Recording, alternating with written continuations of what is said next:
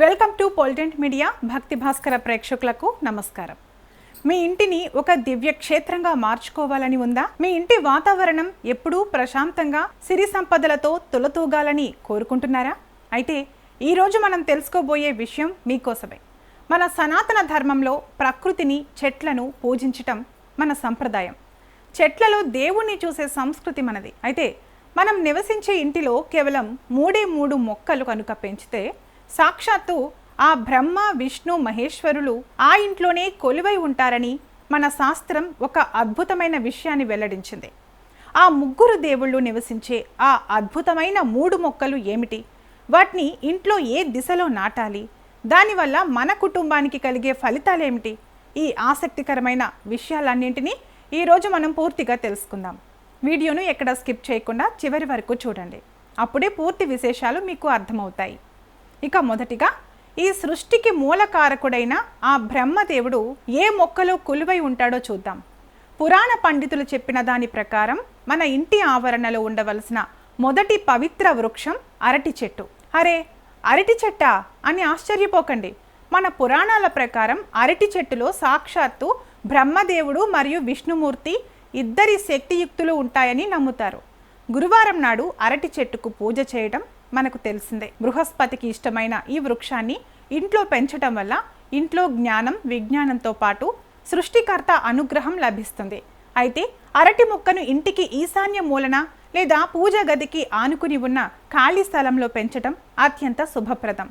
ఇలా చేయడం ద్వారా ఇంట్లో ప్రతికూల శక్తి నశించి చదువులో పిల్లలు రాణిస్తారు. బ్రహ్మదేవుని కృప వల్ల మీ ఇంట ఎల్లప్పుడూ కొత్త ఆలోచనలు, సిరి సంపదలు వర్ధిల్లుతాయి.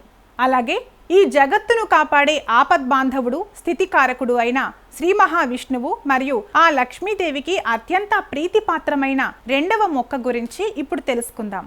అదేంటంటే, మన ఇంటికి శ్రీ మహాలక్ష్మిని ఆకర్షించే తులసి మొక్క. తులసి లేని ఇల్లు శ్మశానంతో సమానమంటారు పెద్దలు.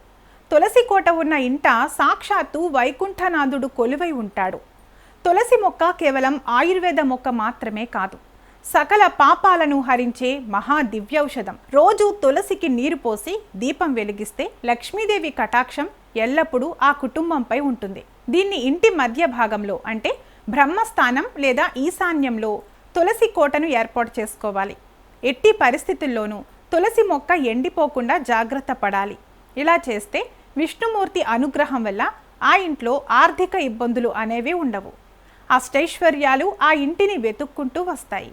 ఇక అత్యంత ముఖ్యమైనది, త్రిమూర్తులలో లయకారకుడైన ఆ మహాదేవుడు, పరమశివుడు కొలువై ఉండే 3వ మొక్క గురించి ఇప్పుడు తెలుసుకుందాం. మారేడు చెట్టు కింద సాక్షాత్తు పరమశివుడు కొలువై ఉంటాడని శివపురాణం చెబుతోంది. బిల్వ దళాలతో శివుడిని పూజిస్తే సమస్త పాపాలు హరిస్తాయని మనకు తెలుసు.